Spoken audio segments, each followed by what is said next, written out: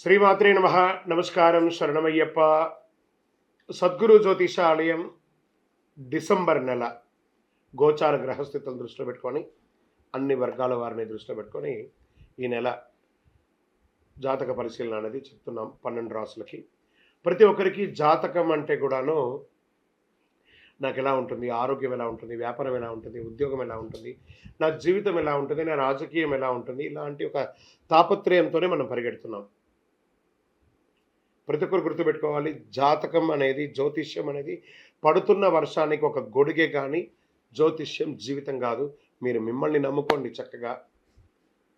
దాంతోపాటు మీ ప్రయాణంలో మీ ఒడిదుడుగులకి కాస్త జాతకాన్ని గుర్తుపెట్టుకోండి చాలు, కానీ జాతకాన్ని జీవితంగా భావించకండి. ఈ జాతకం దయచేసి అడిగేవాళ్ళు వాట్సాప్లో మాత్రమే మెసేజ్ పెట్టండి. అవకాశం ఉన్నప్పుడు రిప్లై ఇవ్వడం జరుగుతుంది, కానీ కాల్స్ చేయకండి. వాట్సాప్ చేసి మా ఆఫీస్ నుంచి మీకు కాల్ వస్తుంది. మీరు మీ జ్యోతిష్యం తెలుసుకోవడానికి మీ యొక్క date of birth, time of birth, place of birth WhatsApp చేయాలి. శరణమయ్యప్ప. అర్ధరాత్రి ఫోన్లు చేయడం, ఏయో క్వశ్చన్స్తో అడగడం, మళ్ళీ చెప్తున్నాను, డోంట్ కాల్ అస్, వాట్సాప్ చేయండి. శరణమయ్యప్ప. జ్యోతిషాస్త్రరీత్యా ద్వాదశ రాశుల్లో ముందుగా మొట్టమొదటిది మేషరాశి. అశ్విని నక్షత్రం 1, 2, 3, 4 పాదములు, భరణి నక్షత్రం 1, 2, 3, 4 పాదములు, కృతికా నక్షత్రం మొదటి పాదానికి జన్మించిన మీరు మేషరాశి వారిగా పరిగణించబడుతున్నారు. ఈ నెల మీకు శుభాశుభ ఫలితాలు ఎలా ఉన్నాయంటే 11వ ఇంట్లో శని, బృహస్పతి 2వ ఇంట్లో, రాహు 12వ ఇంట్లో, కేతు 6వ ఇంట్లో, శుక్రుడు 10వ ఇంట్లో, మరియు డిసెంబర్ 28 నుండి జనవరి 7 వరకు శుక్రుడు 11వ ఇంట్లో కూడా ఉన్నాడు.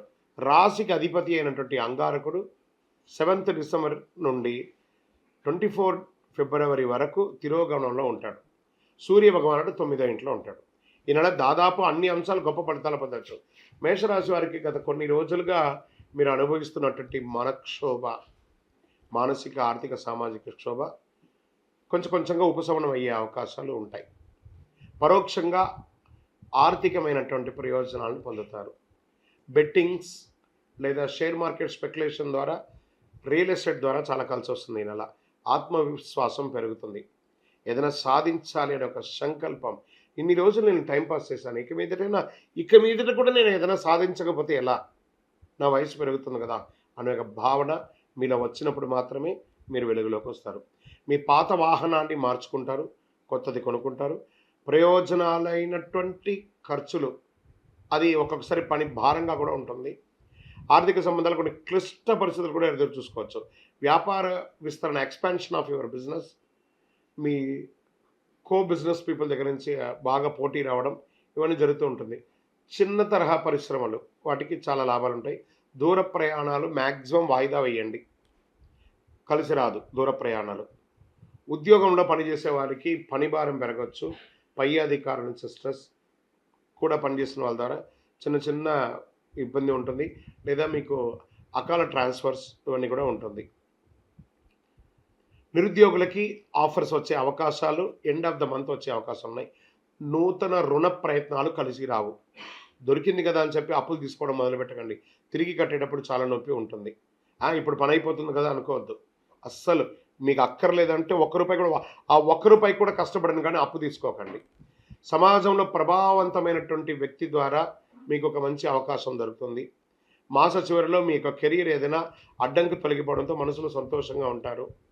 ఆధ్యాత్మిక విషయాల్లో ఆసక్తి కలుపుతారు. మీడియా రంగం వారికి, ఐటీ రంగం వారికి బాగుంది. వివాహం కాని వారికి కాస్త మాఘమాసం నుంచి చాలా యోగంగా ఉంది.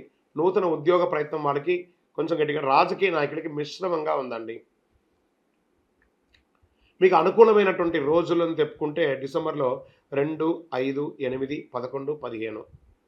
చంద్రాష్టమం డిసెంబర్ 1, 2 తెల్లవారుజామున వరకు ఉంటుంది. ఈ 2 రోజులు సంతకం పెట్టిన, వాహనం నడిపిన చాలా జాగ్రత్తగా ఉండి. అదృష్ట సంఖ్యలు అని చెప్తే 1, 3, 7 చెప్పచ్చు. పూజించాల్సినటువంటి దేవుడు ఎవరంటే ఈ నెల శివుని ఆరాధన ఎక్కువ చేయండి. తర్వాత ఆంజనేయ స్వామికి ప్రదక్షిణం చేయండి. పరిహారంగా శివస్తోత్రం చేయండి, చక్కగా అభిషేకం చేయండి. ఆంజనేయ స్వామికి తమలపాకు పూజ చేయండి. అతి శక్తివంతమైనటువంటి కరుంగాళి మాలను ధరించండి. సకల ఐశ్వర్యాలు పొంది ఆనందంగా ఉంటారు. మీ యొక్క వయస్సు ఎంత ఉందో అన్ని దీపాలు వెలిగించండి. మీ యొక్క వ్యక్తిగత జాతకానికి మీ date of birth, time of birth, place of birth WhatsApp చేయండి, కాల్ చేయకండి. మా ఆఫీస్ నుంచి మీకు రిప్లై వస్తుంది. శరణమయ్యప్ప. గురుగారు, అయ్యప్ప స్వామి వారి బ్రహ్మచార్య. మరి పూర్ణా పుష్కల నాథనే శరణమయ్యప్ప, ప్రభా సత్యగన్ స్వామియే శరణమయ్యప్ప అని అంటాం కదండి. మరి ఈయన బ్రహ్మచారి ఎలా అవుతారు అని అంటే, కలియుగంలో ఆయన బ్రహ్మచారి. ఆ కలియుగం కాకుండా మిగతా జన్మలు ఆయన 18 జన్మలు ఎత్తారు. అన్ని జన్మల్లోనూ ఆయన దగ్గర చూడండి, నేను పెట్టాను మీకు అది తెలియడానికి కోసమే. పూర్ణ, పుష్కల, మహాశాస్త. మన దేవాలయంలో కూడా ప్రతి సంవత్సరం నవంబర్ 9వ తారీఖున కళ్యాణోత్సవం చేస్తాం. కేరళ రాష్ట్రంలోను, తమిళనాడులోను ప్రతి ఊర్లోనూ ఈ స్వామివారు ఉంటారు. భాగ్యనగరంలో కూడా కళ్యాణోత్సవం జరుగుతుంది చక్కగా. తిరుపతి పట్టణంలో ప్రతి నవంబర్ 9 కళ్యాణోత్సవం జరుగుతుంది. మన ఆంధ్ర రాష్ట్రంలో కూడా స్వయంభూ పూర్ణా పుష్కల స్వామివారిని పిలుచుకోవడం. మనం స్వామివారిని శరణఘోషలు చెప్తున్నాం కదా, పూర్ణా పుష్కల నాదనే శరణమయ్యప్ప. తర్వాత సత్యగన్ అని స్వామివారికి కొడుకున్నాడా ఇదేం స్వామి అంటే, మనం ప్రతిరోజు పాడుకుంటున్నాం కదా హరివరాసనం. అందులో 3వ పంక్తిలో ఏం చెప్తున్నాం? ప్రణయ సత్యకం ప్రాణనాయకం ప్రణద కల్పకం సుప్రభాంచితం. మనం ప్రతిరోజు చెప్పుకుంటున్నాం, మనకు తెలియకుండానే అవన్నీ కూడా చెప్పుకుంటున్నాం. స్వామి ఈ జన్మలో మాత్రమే బ్రహ్మచారియే కానీ గత అన్ని జన్మల్లోనూ ఆయన గృహస్థాశ్రమంలో ఉన్నారు. ఆయనకి కొడుకు ఉన్నారు. ఆయనకి అన్ని రకాలుగా ఒక్కొక్క అవతారంలో ఒక్కొక్క అమ్మవారు ఆయనకి ఉన్నారు. పూర్ణ, పుష్కల, శ్రీమదన, శ్రీవర్ణిని, ప్రభా, శుభకీర్తి అనే 6 దేవీర్లతోనూ సత్యగన్ అనే ఒక కొడుకుతోనూ స్వామివారు ఉన్నారు. శరణమయ్యప్ప. ఏమండి, అయ్యప్ప స్వామి వారి విగ్రహాలు, చిత్రపటాలు ఇంట్లో ఉండొచ్చా అంటే, అయ్యప్ప దుష్ట శక్తి కాదండి. బాగా ఈ ప్రశ్నలోనే ఆన్సర్ ఉంది. మీ ఇంట్లో వెంకటేశ్వర స్వామి వారు ఉన్నారా? ఉన్నారు గురుగారు. మరి ఆయన ఉండొచ్చు అంటే అయ్యప్ప ఉండొచ్చు. మీ ఇంట్లో అమ్మవారు ఉన్నారా? ఉన్నారు గురుగారు. మరి అమ్మవారు ఉండొచ్చు అంటే ఈ అయ్యప్ప ఉండొచ్చు. మీ ఇంట్లో ఆంజనేయ స్వామి వారు ఉన్నారా? ఉన్నారు గురుగారు. ఆయన ఉండొచ్చు అంటే ఈయన కూడా ఉండొచ్చు. ఏ ఇంట్లో కూడా గాలికి అలా వదిలేసాం కదా, అలా బయట పెట్టేసి. దానికంటూ ఇప్పుడు ఈరోజు ప్రతి ఒక్కరూ మన ఇంట్లో దేవుడు రూమ్ అంటూ సపరేట్గా ఉందండి. అంత తక్కువలో ఏం లేదు. సింగిల్ రూమ్లో జీవించే స్థితి ఎప్పుడో మారిపోయింది. ఒకవేళ ఆ సింగిల్ రూమ్లో ఉన్నా కూడా దానికి తెరంతా వేసుకుంటున్నారు. కాబట్టి ఇంట్లో స్వామివారు ఉంటే అనుగ్రహం. 41 రోజులు మీరు వ్రతం ఉండి పూజ చేసి శబరిమలకి వెళ్ళి వచ్చారు కదా, మిగతా 324 రోజులు మిమ్మల్ని కాపాడాలంటే ఆయనకంటూ ఒక స్థానం ఇవ్వాలి కదా.